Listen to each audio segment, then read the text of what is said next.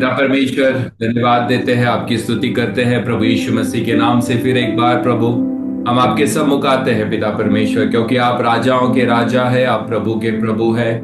महिमा, आदर, सम्मान, गौरव प्रभु हम आपके नाम को देते हैं। प्रभु जिंदा परमेश्वर, आज फिर एक बार तेरे सामने हम नम्र होते हैं प्रभु। धन्यवाद देते हैं क्योंकि अनुग्रह देने वाला, कृपा देने वाला परमेश्वर तू है प्रभु। तू महान और सिंहासन पर बैठने वाला, विराजमान होने वाला परमेश्वर तू है प्रभु। हमारे हर एक अपराध को क्षमा करने वाला खुदा तू है, हमें नया जीवन देने वाला खुदा तू है प्रभु। हर एक चीज, हर एक कार्य प्रभु तेरे द्वारा होता है, ऐसा कुछ नहीं प्रभु जो तू बदल नहीं सकता, जो तू कर नहीं सकता प्रभु। आज जो भी हम हैं वो तेरी महिमा और तेरे आदर और तेरे सम्मान के द्वारा है, क्योंकि प्रभु हमारी कमियों को ना देखकर प्रभु, हमारे अंदर की प्रभु गलतियों को ना देखकर प्रभु, जो प्यार तूने हमसे किया प्रभु, उस प्यार को देखकर प्रभु तूने हमें अपनाया, इसलिए हम धन्यवाद देते प्रभु। आज प्रार्थना होगी कि आज का ये समय प्रभु हम सभी के जीवन के लिए फिर एक बार प्रभु अनुग्रहित हो, और हम सब प्रभु तेरे वचन को जब सीखते हैं प्रभु, हमसे बात कीजिए और ये वचन प्रभु हमारे लिए अनुग्रह भरा हो प्रभु। आज जब प्रार्थना में समय बिताए तो प्रभु हम में से हर एक व्यक्ति प्रभु तेरे नाम को जाने और प्रभु तेरे नाम का गौरव करे प्रभु। हम हमारे घरों में हैं, पर प्रभु हम विश्वास करते हैं कि जहां 2 या 3 तेरे नाम को पुकारते हैं प्रभु, उन लोगों के लिए तू उतर कर आने वाला परमेश्वर है, उनके लिए रास्ते खोलने वाला परमेश्वर तू है, उनके लिए मार्ग खोलने वाला परमेश्वर तू है प्रभु। मेरी प्रार्थना होगी कि आज के दिन में प्रभु, आज का ये समय, जितने लोग प्रार्थना में जुड़े उन सभी को प्रभु आप आशीषित कीजिए और आपके नाम का ही गौरव हो प्रभु। यही तेरे चरणों में हमारी प्रार्थना। आगे का समय हम तेरे हाथों में सौंपते, जिंदा परमेश्वर यीशु मसीह के नाम से मांगते हैं, इसलिए सुन और कबूल कर। आमीन, आमीन, आमीन। परमेश्वर को मैं धन्यवाद देता हूँ और स्तुति करता हूँ कि आज का दिन खुदा ने हमें दिया और हमें सुखरूप रखा, और हमारे 21 दिन के उपास और प्रार्थनाओं में प्रभु ने कई अनुभव हमें दिए हैं। और मैं धन्यवाद करता हूँ कि हमारे चर्च का जो काम है उसे प्रभु पूरा कर रहा है। और जो फोटोज है ग्रुप पर मैंने भेजे थे, आपने देखे होंगे। आप सभी की दुआओं के लिए और प्रार्थनाओं के लिए आपका धन्यवाद। और आने वाले 2 हफ्ते भी उस काम को, वो काम चलने वाला है, तो उसके लिए भी दुआ कीजिए, प्रार्थना कीजिए। कल हमारा स्पेशल चर्च सर्विस है, और आप आइए, जुड़िए, क्योंकि प्रभु कल भी अद्भुत कार्य हमारे जीवन में करने वाला है। आइए हम प्रभु के वचन को सुने, और एक छोटा वचन आज प्रार्थना के विषय में मैं आपसे शेयर करूंगा। अगर आपके पास बाइबल है और अगर आप मेरे साथ निकाल सके तो मेरे साथ निकालिए आप। लूका की पुस्तक है और उसमें के एक अध्याय को हम पढ़ेंगे, एक दृष्टांत को हम पढ़ेंगे, और उससे प्रभु के वचन को आज सीखने की हम कोशिश करेंगे। आप मेरे साथ निकालिए 18वां अध्याय, लूका की पुस्तक 18वां अध्याय 18, लूक शुभवर्तमान 18वां अध्याय आणि वचन 9 पासून तर 14 पर्यंत आपण वाचूया। लूका की पुस्तक है, उसका 18वां अध्याय है, वचन 9 से लेकर 14 तक हम पढ़ेंगे। मैं आपके लिए पढ़ता हूँ, आपके पास अगर बाइबल है तो आप उसमें पढ़ सकते हैं। लूका की पुस्तक है 18वां अध्याय, वचन 9 से लेकर 14 तक है। उसने उनसे जो अपने ऊपर भरोसा रखते थे कि हम धर्मी हैं और दूसरों को तुच्छ जानते थे, ये दृष्टांत कहा। 2 मनुष्य मंदिर में प्रार्थना करने के लिए गए, एक फरीसी था और दूसरा चुंगी लेने वाला। फरीसी खड़ा होकर अपने मन में यो प्रार्थना करने लगा, हे परमेश्वर, मैं तेरा धन्यवाद करता हूं कि मैं दूसरे मनुष्य के समान अंधेर करने वाला, अन्यायी और व्यभिचारी नहीं हूं, और ना इस चुंगी लेने वाले के समान हूं।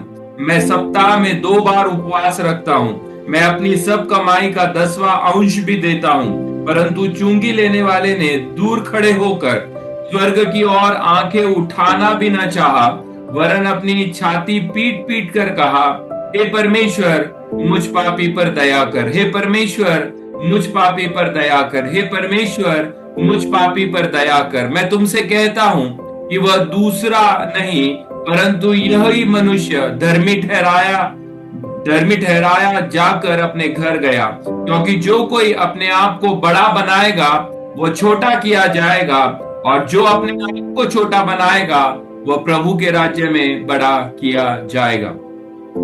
प्रभु बच्चे पढ़े हुए वचन से आज हमसे बात करें, यही प्रभु के चरणों में हमारी प्रार्थना होगी।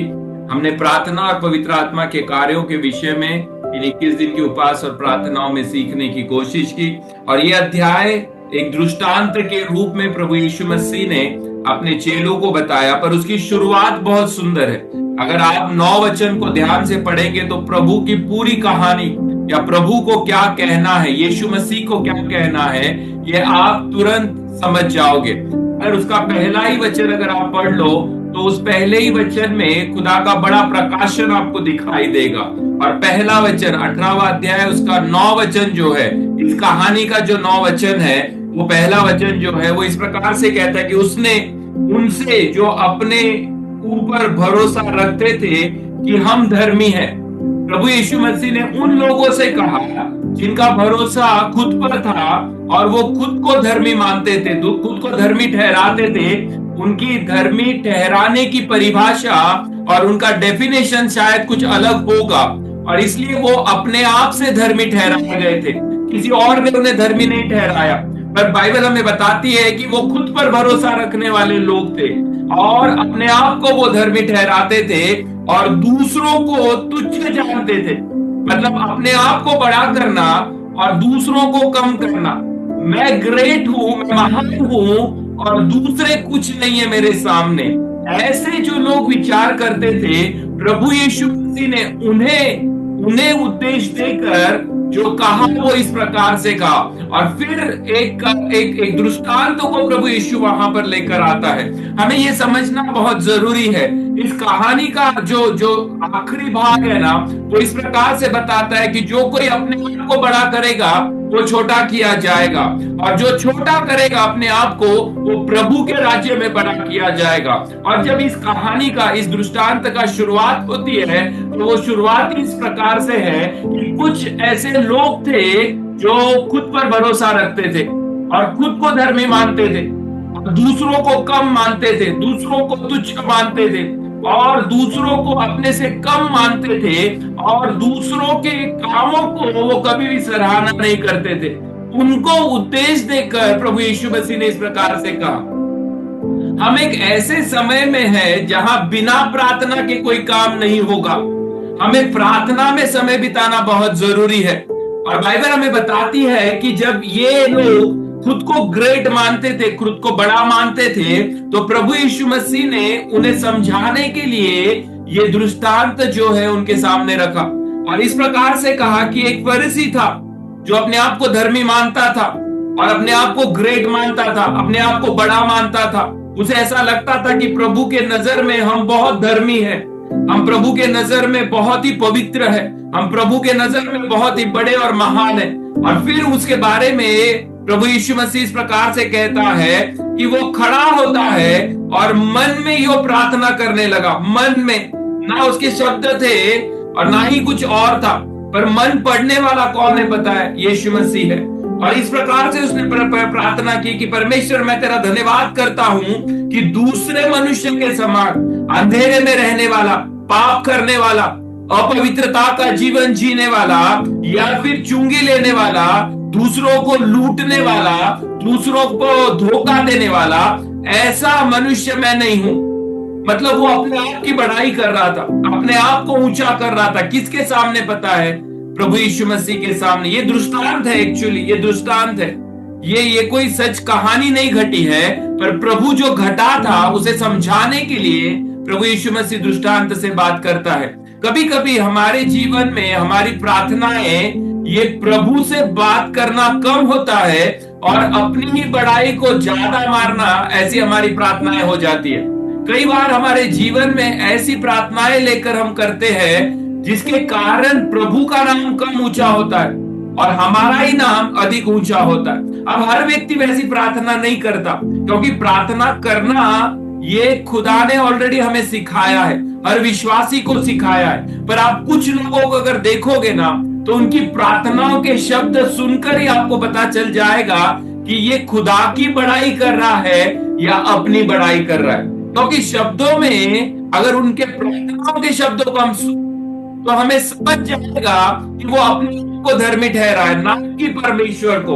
और ये फरीसी जो था यही था, उसने परमेश्वर के नाम को धन्यवाद कहा और दूसरे जो नहीं करते हैं, मतलब वो जो खुद वो नहीं करता और दूसरे जो करते हैं वो प्रार्थना में वो गिनाने लगा। उसने कहा दूसरे पाप करते हैं, मैं पाप नहीं करता। दूसरे अपवित्र जीवन जीते हैं, मैं अपवित्र जीवन नहीं जीता। दूसरे लोगों को लूटते हैं, मैं लूटता नहीं हूं। दूसरे लोगों के भरोसे को तोड़ते हैं, पर मैं नहीं तोड़ता। मतलब वो दूसरों को पापी ठहरा रहा था और अपने आप को धर्मी ठहरा रहा था। और प्रभु यीशु मसीह कभी कभी हमारे जीवन में हम जो करते हैं ना, वो हमारे जीवन में बहुत ही गुप्त तरीके से हमें करना है। ये बात कभी कभी दुनिया के किसी इंसान को ना पता चले, ये हमारे लिए बहुत ही बड़ी काम होगा। आपका धार्मिकता सिर्फ आपके और आपके प्रभु को पता होना चाहिए। बाकी किसी और को आपकी धार्मिकता पता हो ना हो, उससे कोई फर्क आपको नहीं पड़ना चाहिए।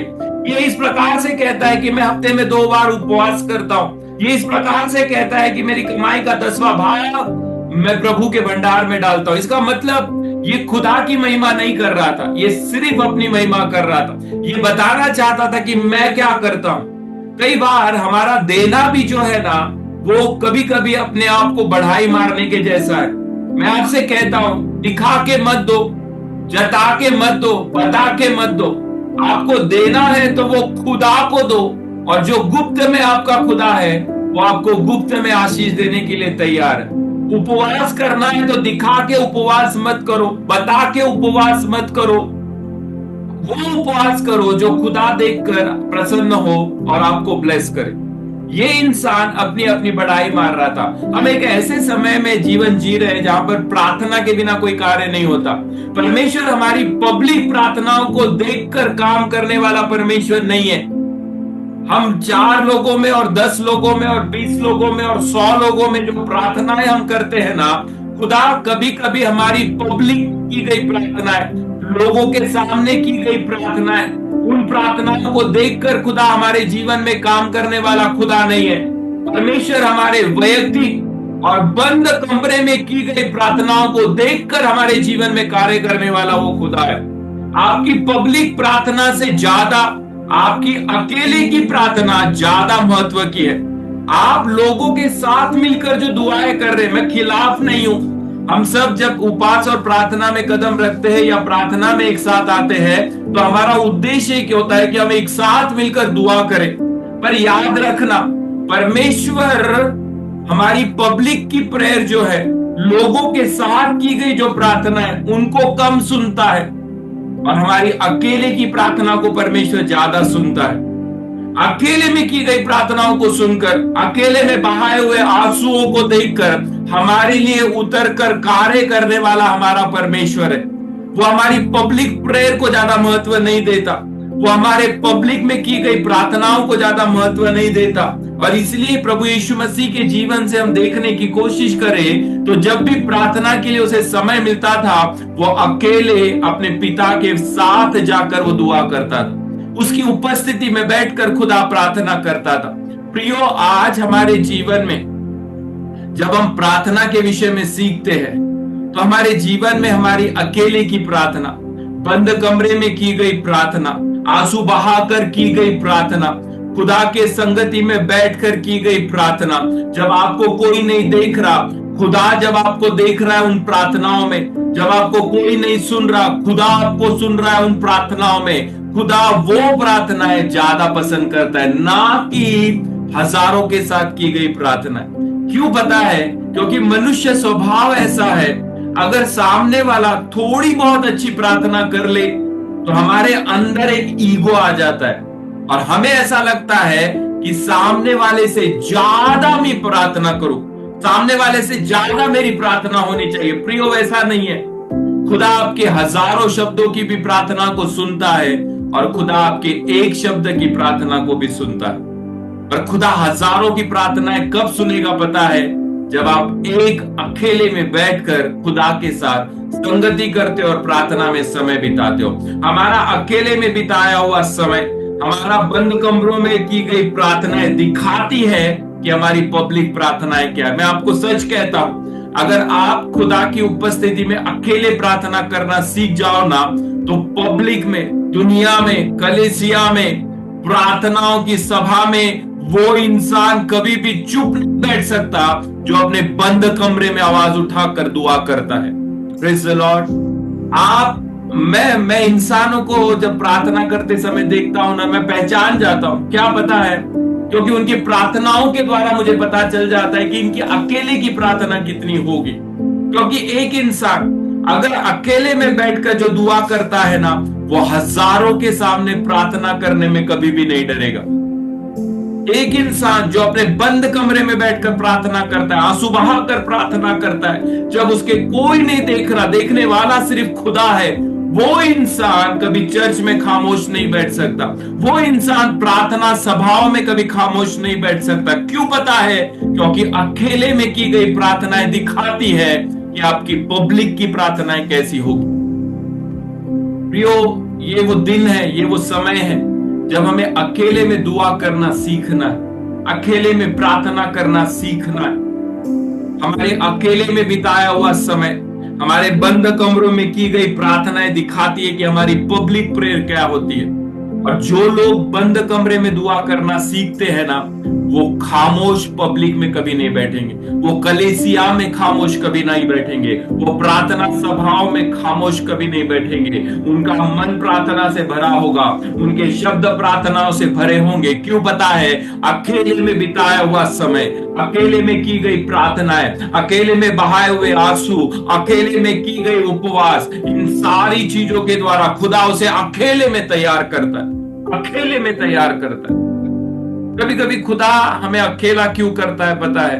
वो दिखाना चाहता है कि जो अकेले में मजा है ना, वो दुनिया के गर्दी में आपको नहीं मिलेगा, दुनिया के रश में आपको नहीं मिलेगा। वो दुनिया के रश में और दुनिया की गर्दी में और दुनिया के लोगों की संगति में आपको नहीं मिलेगा।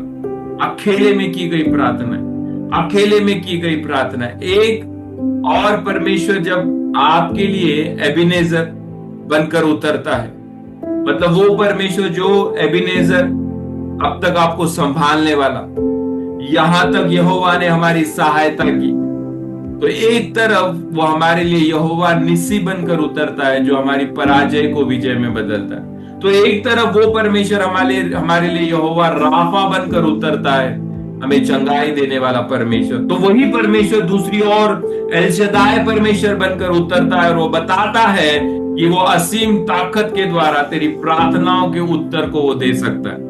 तो जब हम परमेश्वर की उपस्थिति में समय बिताते हैं, तो परमेश्वर भी पसंद करता है आपके साथ समय बिताना, आपके साथ समय बिताना। ये कहानी प्रार्थना की जो है ना, ये दृष्टांत जो प्रार्थना है का ना, वो दिखाता है, क्या दिखाता है पता है? कि ये इंसान हजारों के सामने खड़े होकर अपनी प्रशंसा और अपनी बढ़ाई वो कर रहा था, पर दूसरा एक इंसान था, उसके बारे में ऐसा बताया गया कि वो स्वर्ग की ओर आंखें उठाना भी उसने न चाहा। वो इतना नम्र उसने अपने आप को किया कि स्वर्ग की ओर अपनी आंखें न उठाकर अपनी छाती को पीट कर, मतलब पश्चाताप कर वो कहता है, हे परमेश्वर मुझ पापी पर दया कर। उसका कोई शब्द नहीं था और प्रिय, कोई शब्द नहीं था, सिर्फ 6 शब्द की प्रार्थना, 6 शब्दों की प्रार्थना। हे परमेश्वर मुझ पापी पर दया कर, हे परमेश्वर मुझ पापी पर दया कर, हे परमेश्वर मुझ पापी पर दया कर। एक तरफ ये इंसान है जो 6 शब्दों की प्रार्थनाएं कर रहा है, और दूसरी तरफ वो इंसान है जो कम से कम 50 और 60 शब्दों की प्रार्थनाएं कर रहा है, और वो बता रहा है कि उसने क्या किया है। पर ये इंसान जो दूसरा है, वो बता रहा है कि मैं कुछ नहीं हूं, पर जो भी है वो मेरा परमेश्वर। स्वर्ग की ओर नजर लगाने की भी काबिलियत मेरी नहीं है, स्वर्ग की ओर अपने नजर को उठाकर मैं देख सकूं, इतनी पवित्रता मेरे अंदर नहीं है। स्वर्ग के सिंहासन पर बैठने वाले परमेश्वर को अपनी आंखों से मैं देख सकूं और अपने चेहरे को उठाकर उसकी ओर मैं कुछ बोल सकूं, इतनी भी काबिलियत मेरी नहीं है। उसने अपनी नजरों को उठाया नहीं, उसने अपनी नजरों को झुकाया और उसने एक ही शब्द कहा, प्रभु मुझ पापी पर दया कर। हम कौन सी प्रार्थनाओं को लेकर जी रहे? हम कौन सी प्रार्थनाओं को लेकर जी रहे? जब हम परमेश्वर की उपस्थिति में समय बिताते हैं ना, तो परमेश्वर भी पसंद करता है आपके साथ समय बिताना, आपके साथ समय बिताना। आप जब जब जा रहे हो परमेश्वर के साथ समय बिताने के लिए, तो एक्चुअली आपको पता ही नहीं है कि वो ज्यादा आनंदित है आपके साथ समय बिताने के लिए।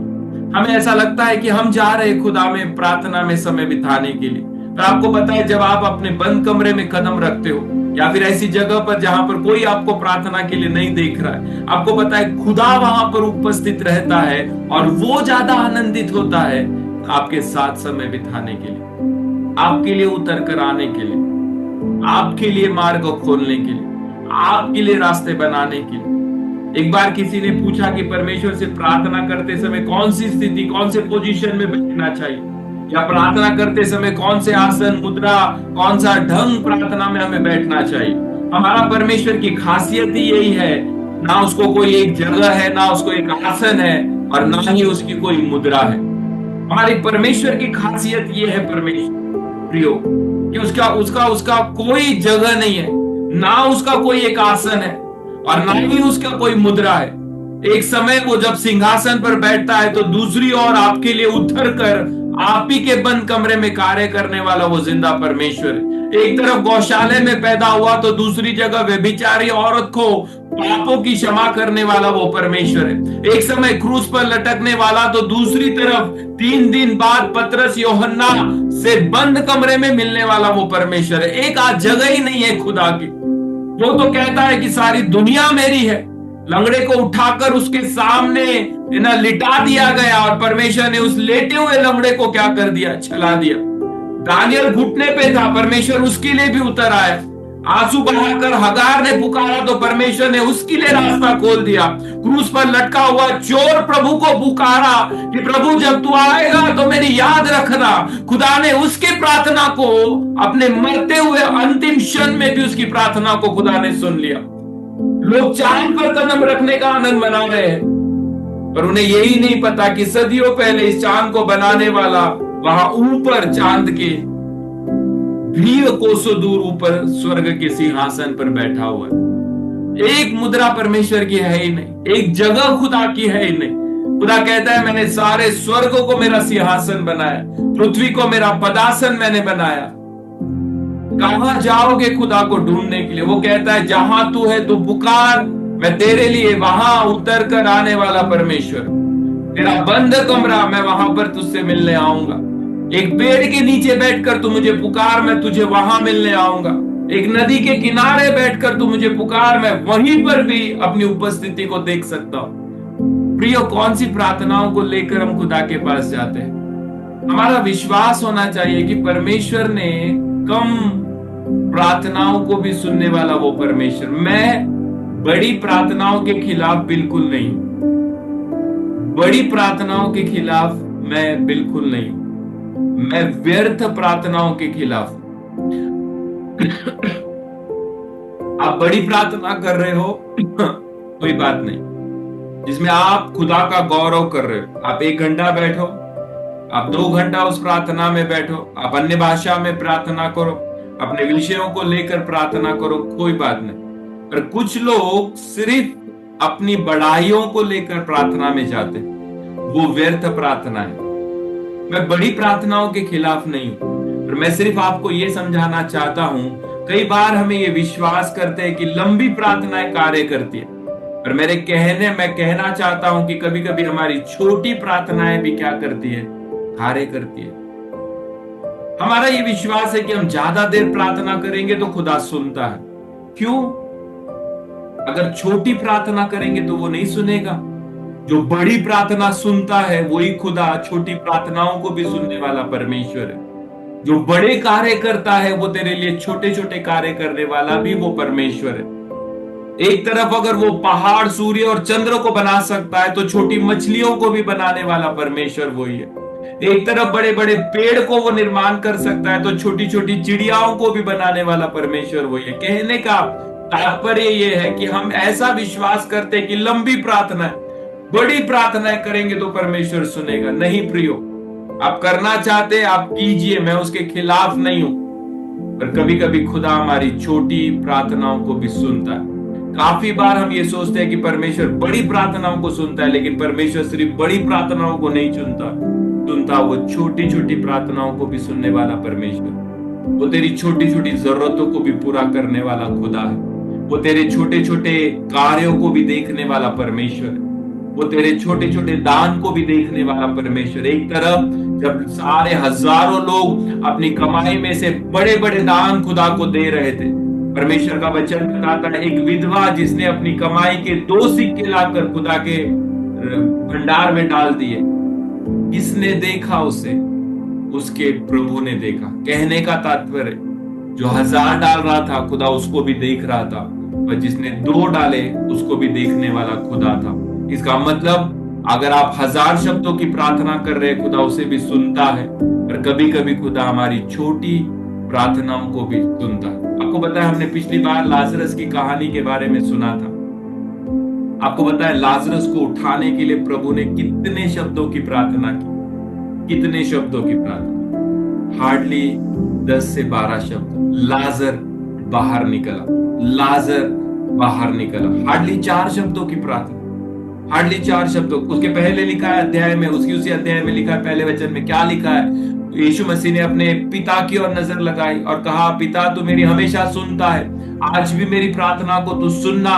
और जैसे ही उसने खुदा के पास प्रार्थना की, जैसे ही उसने पिता के पास प्रार्थना की, उसने एक आवाज लगाई, लाजर बाहर निकला, लाजर बाहर निकला। मरा हुआ, 4 दिन का मरा हुआ वो इंसान बाहर निकल कर आया। कौन सी प्रार्थना थी? कौन सी प्रार्थना थी? आपको पता है वो 4 शब्दों की प्रार्थना क्यों सुनी गई? क्योंकि वो 4 शब्दों की प्रार्थना बोलने से पहले प्रभु यीशु मसीह पूरी रात अपने पिता के साथ प्रार्थना में बिता कर आया। कब हमारी छोटी प्रार्थनाओं को खुदा सुनेगा? तब सुनेगा वो जब हम उसके साथ हर पल, हर दिन, हर समय, घंटों जब हम उसके साथ बिताते। तब वो पब्लिक में जब आप जाओगे और 4 शब्दों की जब आप दुआ करोगे, परमेश्वर उन 4 शब्दों का सम्मान करेगा और किसी और के जीवन में वो कार्य करेगा। कहने का तात्पर्य ये है प्रियो, कि आप आपकी छोटी प्रार्थनाओं पर भी विश्वास करो। अब थोड़ा और गहराई में मैं आपको सिखाता हूं। हमें छोटी प्रार्थनाओं को प्रभु कब सुनता है? तब सुनता है जब हम अकेले में उसके साथ बड़ी समय को बिताते हैं। छोटी प्रार्थनाओं को परमेश्वर कब सुनता है? जब अकेले में बड़े समय को हम उसके साथ बिताते हैं। जो इंसान घंटों अपने बंद कमरे में खुदा की उपस्थिति में बैठकर दुआ कर कर आया होगा ना, फिर वो जब युद्ध भूमि में उतरेगा ना, तो उसके 4 शब्दों को भी खुदा कार्य करेगा। आपको यहोशुआ की कहानी पता है? आपको पता है यहोशुआ लड़ रहा था, और लड़ते समय एक समय ऐसा आया कि जो शत्रु थे वो यहोशुआ के ऊपर विजय होने लगे। यहोशुआ ने खुदा से पुकार लगाई और खुदा से कहा कि खुदा आज का दिन सूर्य जो है वो अपनी जगह पे स्थिर हो जाए। आपको पता है परमेश्वर ने क्या कार्य किया? परमेश्वर उस दिन, वो वचन में लिखा है, क्या लिखा है पता है? उस दिन परमेश्वर ने मनुष्य के शब्द सुने। यहोशुआ सिर्फ इतना ही कहा, परमेश्वर आज सूर्य अपनी जगह पे स्थिर रहे। 10 शब्दों की प्रार्थना, 10 शब्दों की रिक्वेस्ट, 10 शब्दों की एक याचना प्रभु के पास यहोशुआ लेकर गए। आपको पता है बाइबल हमें बताती है उस कहानी के बारे में। यहोशुआ जब तक युद्ध न जीता, पूरा एक दिन सूर्य अपनी जगह पर स्थिर रहा। आप सोचकर देखो, 10 शब्दों की प्रार्थना सूर्यों को थमाती है। और आप जानते हैं ये प्रार्थना प्रभु ने क्यों सुनी? क्योंकि यहोशुआ 1 अध्याय वचन 8 कहता है कि यहोशुआ को परमेश्वर ने कहा था, मेरे कलाम तेरे मन से दूर ना जाए, इसमें दिन रात मन लगाना, दिन रात इसी में गड़ा रहना, दिन रात इसी में खोया रहना, इसे पढ़, इसे अपने मन से लगा, फिर जहां तू जाएगा तेरा परमेश्वर तेरे साथ चलेगा। अब पता है यहोशुआ के वो 10 शब्दों की प्रार्थना परमेश्वर ने सुन के सूर्यों को क्यों थमाया? क्योंकि उसके पहले, कुछ दिन पहले और कुछ महीनों पहले और कुछ साल पहले यहोशुआ ने घंटों प्रभु के साथ बिता, घंटों बैठकर प्रार्थनाएं की, समय समय पर प्रार्थनाएं की। 1 घंटा, 2 घंटा, 6 घंटे, 1 दिन, 2 दिन, जितना उसे मिला। जब युद्ध नहीं था तब भी वो खुदा के पास जाकर बैठकर दुआ करता था। और इसलिए जब युद्ध आया और जब लड़ने की परिस्थिति आई और जब हार रहा था वो उसने खुदा से पुकार लगाई कि खुदा तू मुझे मदद कर। क्यों खुदा ने उसकी प्रार्थना को सुना और इतने बड़े चांद को खुदा ने, इतने बड़े सूरज को खुदा ने रुखा दिया? क्योंकि वो पहले खुदा से मिलकर आया था। आज मेरे कहने का तात्पर्य यह है प्रियो, आपको लगता है कि आपकी छोटी प्रार्थनाएं परमेश्वर सुने, तो अपनी बड़ी प्रार्थनाएं अकेले में खुदा के साथ बिताना सीखो। जब आप खुदा की उपस्थिति में समय बिताना शुरू करोगे, परमेश्वर आपकी छोटी प्रार्थनाओं का आदर करना शुरू करेगा। उठते बैठते सोते जागते जब आप खुदा से बात कर रहे हो ना, आप प्रार्थना कर रहे हो। खुदा को अच्छा लगता है हमसे बातचीत करना प्रियो। उसे अच्छा लगता है हमारे साथ समय बिता। उसे अच्छा लगता है हमारी प्रार्थनाओं को सुनना। उसे अच्छा लगता है हमारी प्रार्थनाओं को आदर करना। आप जब प्रार्थना करोगे, परमेश्वर आपकी छोटी प्रार्थनाओं को भी क्या करेगा?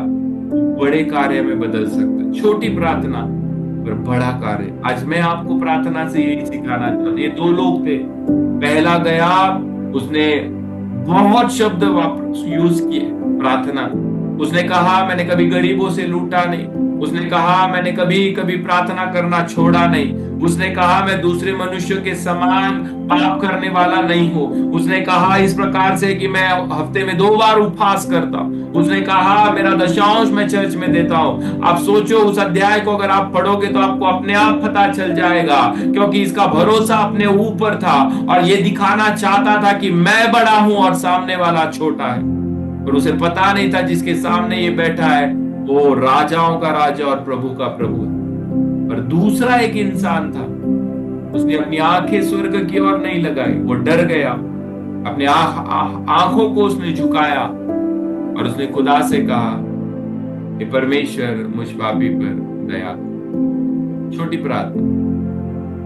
और मैं ये विश्वास करता हूं, जब इस इंसान ने, इस दूसरे इंसान ने जब खुदा से ये प्रार्थना की, नहीं परमेश्वर मुझ पापी पर दया कर, तो मैं ऐसा सोचता हूं, ये मेरे विचार है, इसके पहले उसने कई बार खुदा में समय बिताया होगा, कई बार दुआएं की होगी। शायद दिन दिन और रात रात उसने दुआएं की होगी। शायद दिन दिन और रात रात उसने रोजे उपवास रखे होंगे। और जब वो खुदा की उपस्थिति में आया तो सारी चीजें उसे कहने की जरूरत नहीं पड़ी कि खुदा मैंने उपवास किया है, खुदा मैंने दिन भर प्रार्थना की, खुदा मैंने 21 दिन उपवास किए, खुदा मैंने इतने समय तुझसे प्रार्थना की। उसे बोलने की जरूरत नहीं पड़ी प्रियो, क्योंकि उसका स्वर्गीय पिता जानता था उसने क्या किया। आज आपका स्वर्गीय पिता जानता है कि आपने कौन सी प्रार्थनाओं में समय बिताया। आपको बोलने की जरूरत नहीं है परमेश्वर। कई बार हमारे जीवन में कठिनाई जब आ जाती है और गुस्से में हम बोल जाते हैं कि परमेश्वर मैंने तेरे लिए ये किया, परमेश्वर मैंने तेरे लिए वो किया, परमेश्वर मैंने तेरे लिए ऐसा किया, परमेश्वर मैंने तेरे लिए वैसा किया। फिर उसके बाद हमारा एक सवाल खुदा से जाता है कि इतना करने के बाद भी खुदा मेरे ही जीवन में ये क्यों आया? आपको बोलने की जरूरत नहीं है क्या आपने किया है। आपका परमेश्वर वो जानता है जो आपने किया है। मेरा परमेश्वर वो परमेश्वर है। अगर आपने खुदा के लिए कुछ किया और हमने खुदा के लिए कुछ किया है ना, आप भूल जाएंगे और दुनिया भूल जाएगी, पर मेरा खुदा उस चीजों को कभी नहीं भूलेगा। हमें बताने की जरूरत नहीं है परमेश्वर को कि मैंने क्या किया। हमें बताने की जरूरत नहीं है कि मैंने ये किया, मैंने वो किया, मैंने ऐसा किया, मैंने वैसा किया। क्या जरूरत है खुदा को वो बताने की?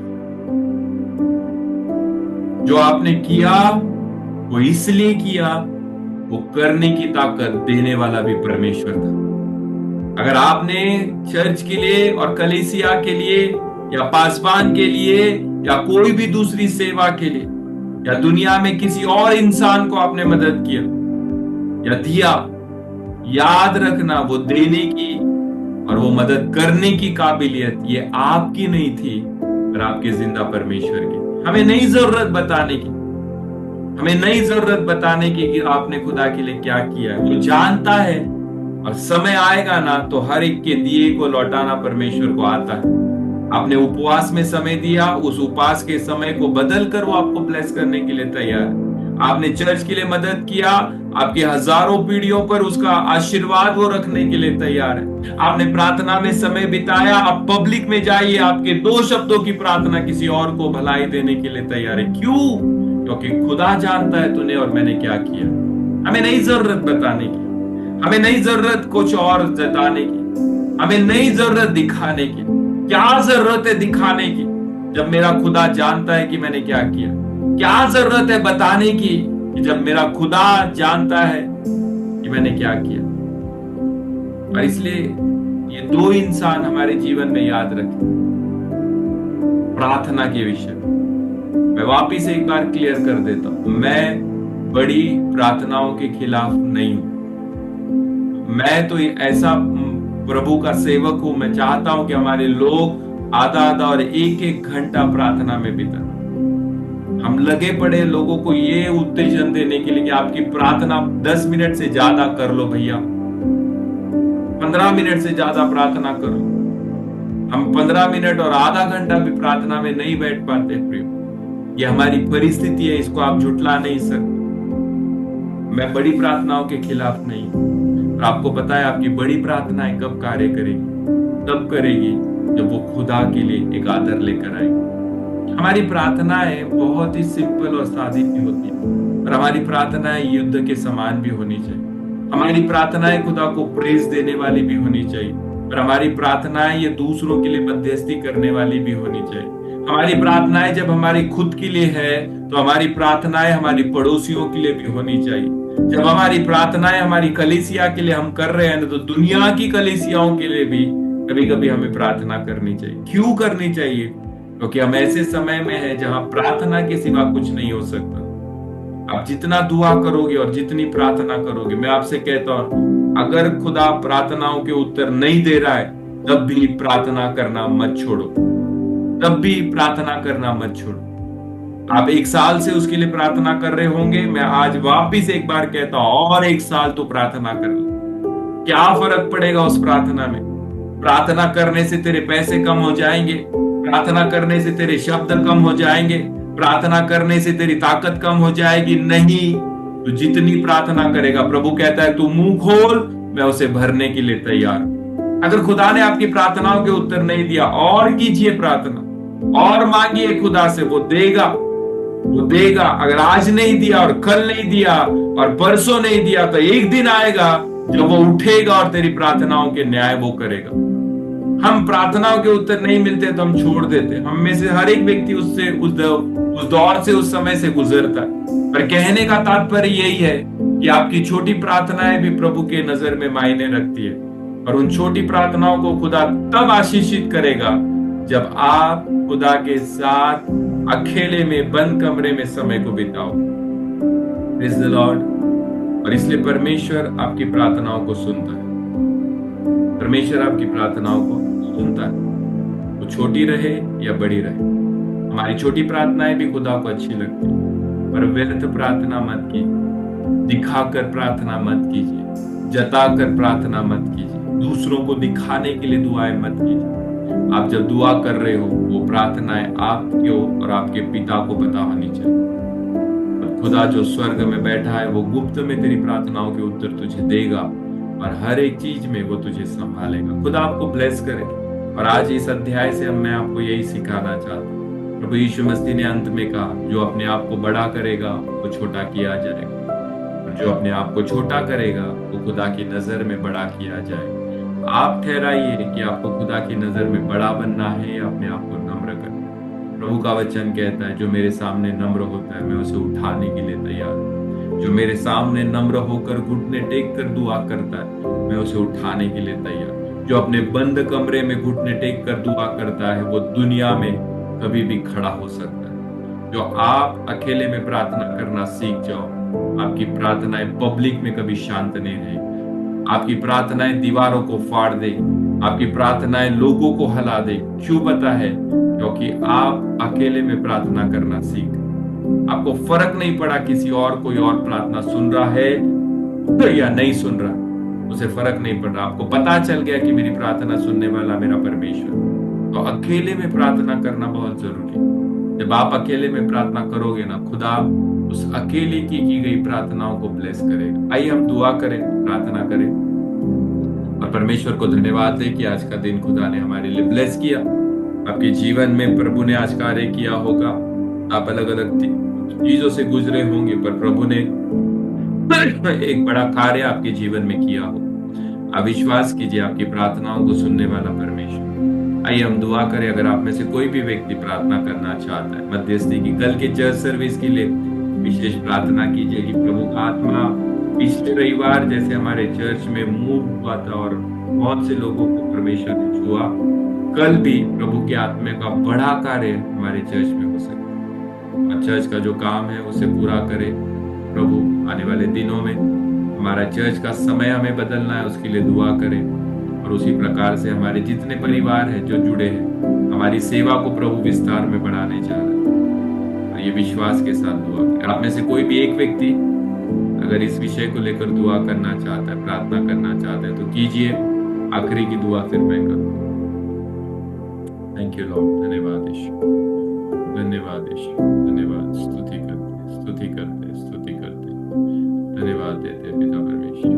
Thank you Lord, thank you Jesus, thank you Jesus, thank you Jesus, thank you Jesus, thank you Jesus. आप में से कोई भी अगर प्रार्थना करना चाहता है, कोई भी अपना मोबाइल अनम्यूट कीजिए। आपको लगता है प्रार्थना के कोई भी विषय लेकर आप दुआ कर सकते हो। अपने खुद का विषय होगा, अपने परिवार का होगा, मत डरिए। खुदा है आपके घरों में आपकी प्रार्थनाओं को सुनने वाला। विश्वास कीजिए, आपकी प्रार्थनाओं को अगर कोई दुनिया में नहीं सुनेगा कोई बात नहीं, आपकी प्रार्थनाओं को सुनने वाला स्वर्ग के सिंहासन पर बैठा और वो आपकी प्रार्थनाओं को सुनने वाला परमेश्वर। आइए हम प्रार्थना करें, कोई भी एक व्यक्ति। Thank you Jesus, thank you Lord, thank you Jesus. धन्यवाद यीशु, धन्यवाद Yeshu. Thank you Jesus, thank you Jesus, thank you Jesus, thank you Jesus, thank you Jesus, thank you Jesus, thank you Lord, thank you Lord, thank you Jesus. आपण प्रार्थना करू। धन्यवाद, धन्यवाद, धन्यवाद. देव बाबा, तुला मान, महिमा, गौरव आता आणि निरंतर असो. प्रभूजी, खरोखर आमच्या प्रार्थना तू ऐकतो बाप्पा. ती छोटी असो किंवा मोठी असो बाप्पा. जेव्हा जेव्हा आम्ही तुला हाक मारतो प्रभू, तेव्हा तेव्हा दे बाप्पा आमच्या हाकेला तू धावून येतो. दे बाप्पा, धन्यवाद. आज समय प्रभूजी, मी तुझे उपकार मानते, तुझी स्तुती करते की तू पुन्हा एकवार दे बाप्पा तुझ्या संगती बोलण्याची मला संधी दिलेली आहे प्रभूजी. धन्यवाद देते, तुझी स्तुती करते बाप्पा. आज आम्ही जे काही ऑनलाईन द्वारे दे बाप्पा एकत्र आलेलो आहोत प्रभूजी. तू आम्हामध्ये आहेस बाप्पा. प्रत्येक घरामध्ये तू उपस्थित आहेस प्रभूजी. तू धन्यवाद देते, तुझी स्तुती बाप्पा. आम्ही तुझ्याकडे प्रार्थना करत होतो आमच्या चर्चसाठी प्रभूजी. आणि हो प्रभूजी, ते काम तू सुरू केलेलं आहे दे बाप्पा, ते उत्तमरित्या पार पडत आहे प्रभूजी. आणि येणारं काम देखील दे बाप्पा तू तुझ्या आशीर्वादानं भरून ते करणार आहेस प्रभूजी. धन्यवाद देते, तुझी स्तुती करते प्रभू. ह्या समय दे बाप्पा जे उद्या दे बाप्पा जी काही आमची चर्च आहे प्रभूजी, त्यावेळेस बाप्पा तुझ्या पवित्र आत्म्याची आम्हाला गरज आहे बाप्पा. तुझ्या पवित्र आत्म्याचा वर्षाव तू आमच्यावर कर बाप्पा. प्रत्येकाच्या आत्म्यासाठी दे बाप्पा तू बोल प्रभूजी. आणि हो दे बाप्पा तुझं कार्य व्हावं असं तू दे बाप्पा. येणाऱ्या दिवसांमध्ये दे बाप्पा चर्चचं जे नियोजन आम्ही करीत आहोत दे बाप्पा, त्यामध्ये दे बाप्पा तू मार्गदर्शन कर. जी वेळ दे बाप्पा पाहिजे दे बाप्पा, ती वेळ दे बाप्पा. आम्ही दे बाप्पा ठरवावी म्हणून प्रभूजी तू आम्हाला त्यासाठी दे बाप्पा ज्ञानाचा पुरवठा कर बाप्पा. इथं बसलेलं दे बाप्पा आमच्या प्रार्थनेमध्ये असणारे दे बाप्पा आणि जे नाही बसू शकले बाप्पा, अशांना देखील प्रभूजी मी तुझ्या स्वाधीन आणि अधीन करते दे बाप्पा. तू आम्हाला कधीही दे बाप्पा सोडत नाही, टाकत नाही प्रभूजी. आणि दे बाप्पा आमच्या हाकेला सदैव कान देणारा माझा परमेश्वर, तुला धन्यवाद देते, तुझी स्तुती करते प्रभूजी. येथून पुढची वेळ माझ्या पितर मी तुझ्या हातात सोडून देते बाप्पा. ते बाप्पा जे काही चुकीचं मागितलं असेल बाप्पा त्याची तू क्षमा कर. जे मागायला विसरले ते दिल्या वाचून राहू नको. येशूच्या गोड आणि पवित्र नावाने मागते म्हणून तो आहे. आमेन, आमेन. ओके, अजून कोणी प्रार्थना करू इच्छितो?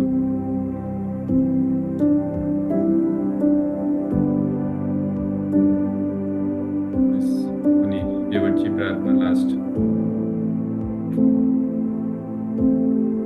Jesus, thank you, thank you Jesus.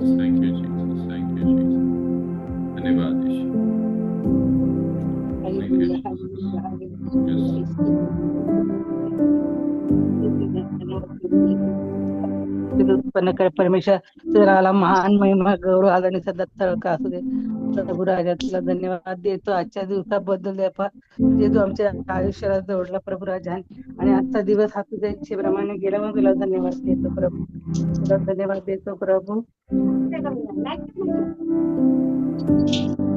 प्रभू राजा तुला धन्यवाद देतो देवा सगळ्या चांगल्या गोष्टी तू आमच्या जीवनात घडू देतो म्हणून तुझे उपकार मानते प्रभू राजा जे काही विनंती आणि प्रार्थना आहे देवप्पा तुझ्या मी सादर करतो देवप्पा नाजरींच्या देवप्पा उद्यासाठी देवप्पा तिच्या चांगलं भरावं आणि देवप्पा प्रत्येकाला तुझा स्पर्श व्हावा अनुभव यावं आणि तुझं जीवन उद्या यावं असं तुझ्या अनेक कृपेने होतं देवप्पा तसं देवप्पा जे बांधकाम चालू आहे देवप्पा हे तुझ्या योजनेनुसार पूर्ण होत आहे म्हणून तू विचार म्हणते देवप्पा येणारी साई मदत तू पाठवणार देवप्पा देवप्पा राम टेकडी पूर्ण परिसर हा तुझ्या हाती घे देवप्पा तुझं वचन तुझं वीज घरोघरी पेरू दे देवप्पा तूच खरा परमेश्वर हे त्यांना जाणू दे देवप्पा त्याच्यावर आणि अधिक आत्मिक तुझ्या जवळ येऊ दे प्रभू राजा सर्व समर्पित करतो देवप्पा सगळ्यांच्या प्रार्थना तुला माहिती देवप्पा मी धूळ माती राख आहे पण देवप्पा तुझा लेखपत अधिकार तुम्हाला दिलेला आहे त्या अधिकाराद्वारे मध्यस्थी करते त्या गोष्टींसाठी प्रार्थना तू ऐक प्रभू राजा देवप्पा अयोग्य मागितलं तू क्षमा कर देवप्पा तुझी इच्छेप्रमाणे आमची तुझी इच्छा जी आमच्या आयुष्यात पूर्ण होईल हेच आशीर्वादाचे नाते ऐक आमेन ओके आमेन प्रार्थना करूया शेवटची पिता परमेश्वर धन्यवाद देते हैं प्रभु यीशु मसीह के नाम से फिर एक बार हम आपके सम्मुख आते हैं धन्यवाद देते हैं प्रभु तूने ये क्षण ये पल हमारे जीवन में दिया ताकि हम एक साथ जुड़ सके प्रार्थना में और प्रभु हर व्यक्ति ने जो अपने घरों में की है प्रार्थनाएं प्रभु उन प्रार्थनाओं को सुनने वाला परमेश्वर तू प्रभु सोचने से बढ़कर मांगने से ज्यादा देने वाला परमेश्वर तू है प्रभु हमारी प्रार्थनाओं की और तू कभी नजरअंदाज नहीं करता क्योंकि प्रार्थना प्रभु तुझसे बात करने का एक जरिया है और प्रभु जब हम तुझसे बात करते हैं प्रार्थना में प्रभु और प्रभु जब हमारे शब्द तेरे पास आते हैं प्रभु तू उन शब्दों को सुनने वाला परमेश्वर है प्रभु दुनिया में हमारी प्रार्थनाओं के शब्द कोई सुने ना सुने पर स्वर्ग के सिंहासन पर बैठा हुआ परमेश्वर तू हमारी प्रार्थनाओं को सुनता है और प्रभु तू प्रार्थनाओं को सुनने से पहले हमारे मनों को देखने वाला परमेश्वर तू है और इसलिए प्रभु मेरी दुआ है प्रार्थना इन दिनों में तेरा अनुग्रह हमारे जीवन के ऊपर तू बनाए रख और प्रभु हमारी छोटी छोटी प्रार्थनाएं भी प्रभु कार्य करने वाली बने प्रभु हम प्रार्थना करते हैं कि हम समय तेरे साथ बिता सके क्योंकि बंद कमरों में की गई प्रार्थनाएं आंसू बहाकर की गई प्रार्थनाएं अकेले में की गई प्रार्थनाओं को प्रभु तू ज्यादा सुनता है हमारी पब्लिक प्रेयर से बढ़कर प्रभु हमारे अकेले में की गई प्रार्थनाओं का तू सम्मान करता है और इसलिए प्रभु इन दिनों में हम प्रार्थना में समय बिता सके प्रार्थना में व्यर्थ बातें हम ना बोले हमारी खुद की बड़ाई हम ना मारे हमारे खुद के काम प्रभु उसको हम ना गिनाए पर प्रभु हम नम्र होते हैं उस दूसरे इंसान के समान कि प्रभु उसने अपनी नजर स्वर्ग की ओर भी न लगाना चाहा पर अपने आप को नम्र किया अपनी नजरों को झुकाकर उसने कहा हे परमेश्वर मैं पापी हूं मुझ पे दया कर प्रभु आज हम अपने आप को नम्र करते हैं अपने नजरों को झुकाते हैं और प्रभु हम तुझसे मांगते हैं कि हम पापी है हम पर तू दया कर प्रभु हमारा अस्तित्व इस दुनिया में सिर्फ तेरे द्वारा है अगर तेरा हाथ हमारे ऊपर ना रहे अगर तेरे शब्द हमें ना चलाए तेरी योजनाएं प्रभु हमें अगर प्रभु हमारे जीवन में कार्य ना करे तो प्रभु हमारा जीना भी व्यर्थ होगा और प्रभु अन्य विश्वासियों के समान प्रभु हमारा जीवन हो जाएगा कि प्रभु हम आए और इस दुनिया में कुछ साल हम रहे और इस दुनिया को छोड़कर चले गए हमारा कोई मकसद नहीं रहा पर प्रभु धन्यवाद इसलिए कि प्रभु तूने हमारे मकसद को प्रभु हमें रिवील किया हमें दिखाया कि प्रभु तेरा उद्देश्य हमारे जीवन के लिए क्या है प्रभु तूने दिखाया कि कैसे हम तेरी योजना में बने रह सकते हैं तूने दिखाया कि कैसे प्रभु हम नम्र बने कैसे प्रभु हम तुझसे जुड़े और कैसे प्रभु हम प्रार्थनाएं करें इसलिए प्रभु हम सब तेरे नाम को धन्यवाद कहते हैं और तेरी स्तुति करते हैं और प्रभु इन दिनों में हमारी प्रार्थनाएं और ज्यादा मजबूत बने प्रभु पब्लिक प्रेयर से ज्यादा अकेले में समय बिताकर प्रभु हम तेरे चरणों में बैठे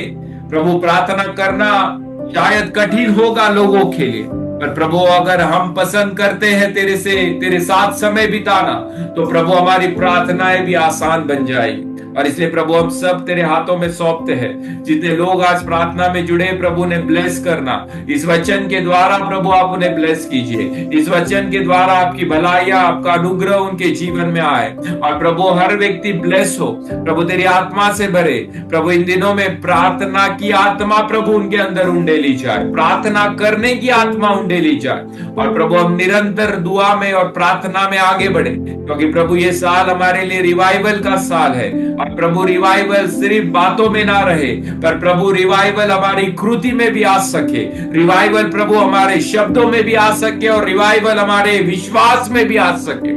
सुपरनैचुरल रिवाइवल प्रभु ये साल हमारे शब्दों में, हमारे विश्वास में, हमारे कार्यों में, हमारे वचन पढ़ने में, हमारी प्रार्थनाओं में प्रभु वो सुपरनैचुरल रिवाइवल आ सके। और प्रभु इसलिए हम सब अपने जीवन को तेरे हाथों में सौंपते हैं। प्रभु हम में से हर एक व्यक्ति को तू ब्लेस कर, तैयार कर। प्रभु इन दिनों में हमें आत्मिक जीवन के लिए तैयार कर, आत्मिक बढ़ोतरी के लिए हमें तैयार कर, आत्मा से भर कर प्रभु तू हमें तैयार कर। और प्रभु व्यर्थ बातें हमारे जीवन में से हटा दे, और प्रभु जो तेरी बातें हैं वो हमारे जीवन में कार्य करे, तेरी योजना हमारे जीवन में कार्य करे।